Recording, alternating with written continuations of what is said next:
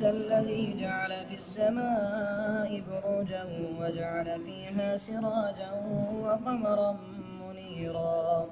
وهو الذي جعل الليل والنهار خلفة لمن أراد أن يذكر أو أراد شكورا وعباد الرحمن الذين يمشون على الأرض هونا وإذا خاطبهم الجاهلون قالوا سلاما والذين يبيتون لربهم سجدا وقياما والذين يقولون ربنا اصرف عنا عذاب جهنم إن عذابها كان غراما إنها ساءت مستقرا ومقاما والذين إذا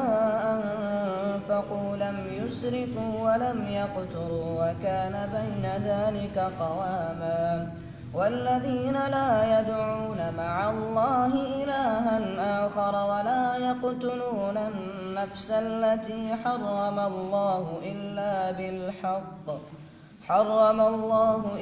بالحق ولا يزنون ومن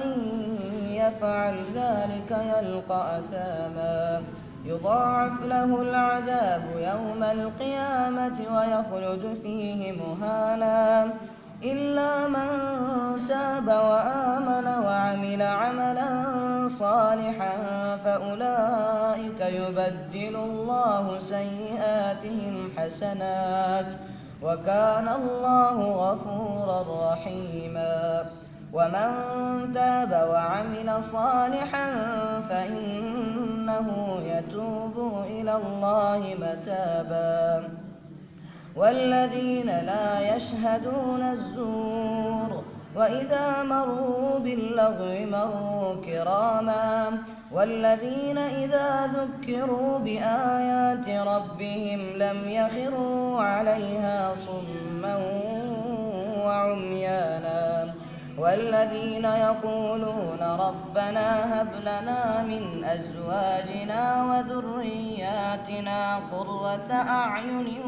واجعلنا للمتقين إماما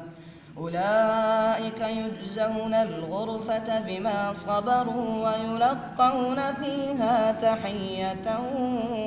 وسلاما